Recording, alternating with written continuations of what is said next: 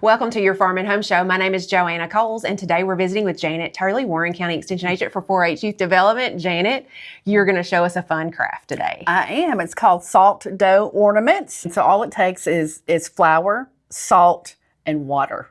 So it's something that we can do that's inexpensive with the kids. You mentioned that this teaches like measuring skills and those type of things. And then a little bit of cooking skills too, right? A little bit of cooking skills, because not only are you going to learn how to measure, but you're also going to learn how to mix together and then also knead. And then you're going to form it into a dough ball, and then you're going to get to roll it out. So lots of good cooking skills. Absolutely. So Janet, how do we get started? Okay, so first thing, we're going to need a cup of flour. Okay.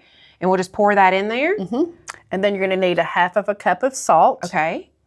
Okay, and then you're going to have a whisk, and so you're just going to whisk it up. You're going to mix it up, and then you're going to need a half of a cup of water. And so if you wanted to just pour that in there, that would be good. And then we whisk this together. Do we have to let the dough rest, or are we ready to roll it out? We're going to be ready to roll. To me, this mimics a lot like biscuits. And so, you know, when you're fixing up biscuits, you know, you're trying to just get everything mixed up really, really good. And so, Janet, we get the dough formed into a ball like this, and then we just use a rolling pin to roll it out? We do. Okay. And so any rolling pin or any kind of a, something that rolls. Okay. And so then do we cut the ornaments out at this point? We do. So I've got metal ornaments, and I found that the metal is a little bit better than the plastic. But then at this point, and if you wanted to take a few, you could. And what you just press and make sure it does take hold. You can kind of keep them in there for a moment here. Okay. And then we just wiggle them out? Just wiggle. And you can take it out if you want, or you can leave it in there. And then we'll pull the dough out. And to maximize your dough, you want to just, you know, put everything as close together as you can. And then like biscuits, can you take the excess and roll it up and make more? Yep, just like biscuits. Okay, you want to take a straw and you want to make a hole in the top of your ornament so you can run a string through it. Okay. So all you do is you just take a straw and wherever you think you want your hole and turn that really good. And then you have your hole. Okay. And then we'll run string through that, and you'll run string through that. Okay. If you wanted to let them air dry, you could let them air dry for a couple days, right? But if you're impatient, maybe like me, and want to go ahead and get these done in one day, you could go ahead and bake them. So we have our hole made. What do we do after that? Okay, you're just going to place all of them on your baking sheet, just like you would do cookies. Oh, okay. And then you'll pop them in the oven at 250 degrees, and then leave them for an hour. It might take a little bit longer. It really depends on how thick you rolled these out. So you want to do them about 1/4 of an inch thick.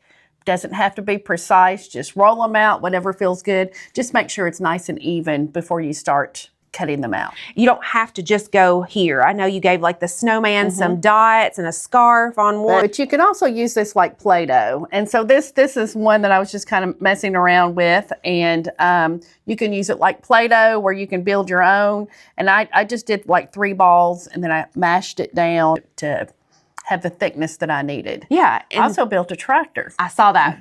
I know the little boys will love that little tractor. And so after they cool, you can decorate with acrylic paint. You can also use food color. I've used food color in the past. And I also tinkered with the food color gel.